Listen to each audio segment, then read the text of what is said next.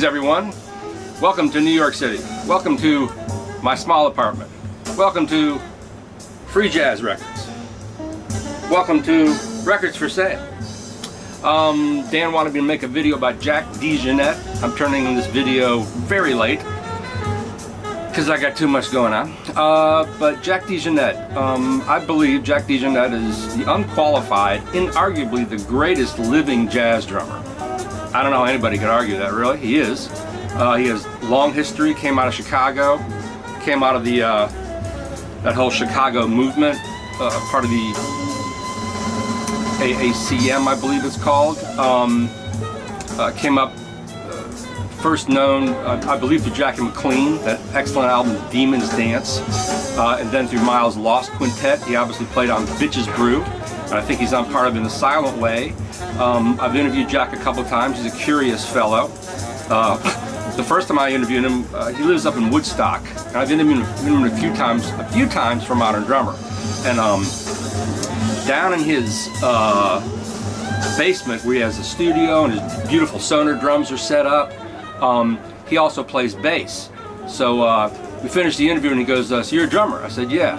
He said, why don't you get on the drums and play a little bit? I'm like, what? I'm not going to get on the drums and play for Jack Dejohnette. Come on, you can do it. Okay, and he pulled up his bass and he started playing bass, and I was swinging with Jack Dejohnette, or I was doing something with Jack Dejohnette. Back then he had those bizarre Earth Ride Peisty cymbals that had no tone at all, but when he played them, they sound beautiful. Which is part of his, what makes a great drummer, a legendary drummer, beside his feel and his technique and his historical position, is the sound of his instrument. Jack Dejohnette could get on anybody's drums and sound like Jack Dejohnette, but he has such a uniquely recognizable sound. In the current Stereophile gear review I just did, I referred to him as multi-directional. That's not the first time he's been referred to a multi-directional drummer, as many times before, as are many free drummers nowadays. But multi-directional, as when Jack plays, there's so much going on, it crisscrosses. Not only can he crisscross, do time meter illusions, be playing 3/4 while he's alluding to 4/4 or the reverse or whatever.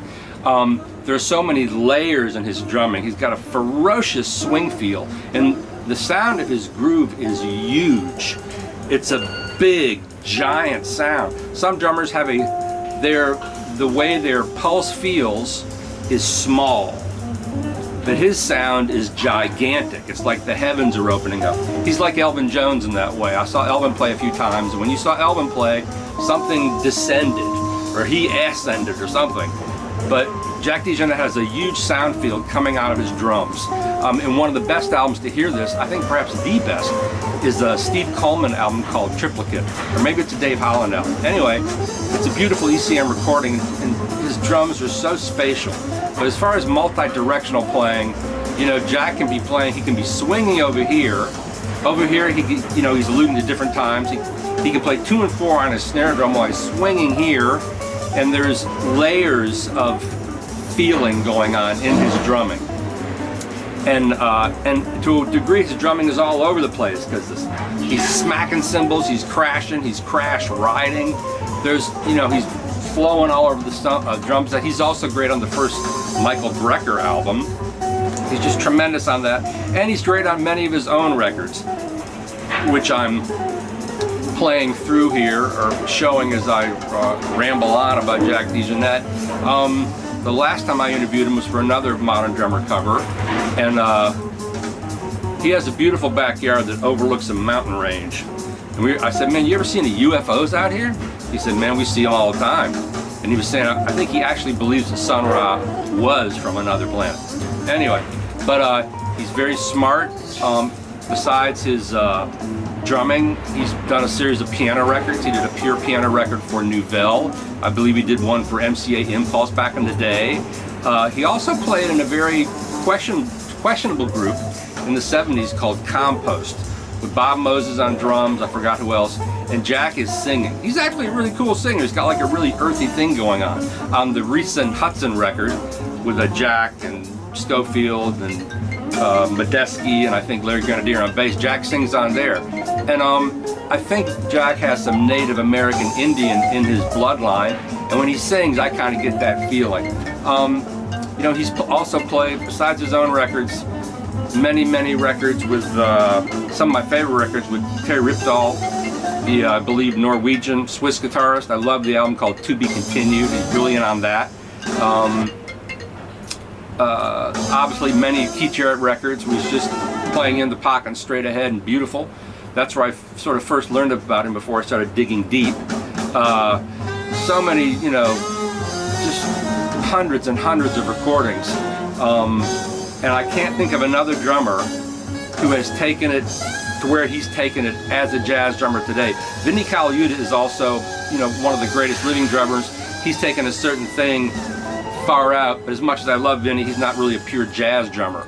Jack Dejohnette is. It's funny, a couple of years ago I went to a thing at Dizzy's Coca-Cola, and there was a big set of Sonor drums up there. I'm like, who's playing? This is weird. I can't figure out who this is, because they hadn't announced everybody, or I didn't know for some reason. But I thought these look like Jack Dejohnette's drums.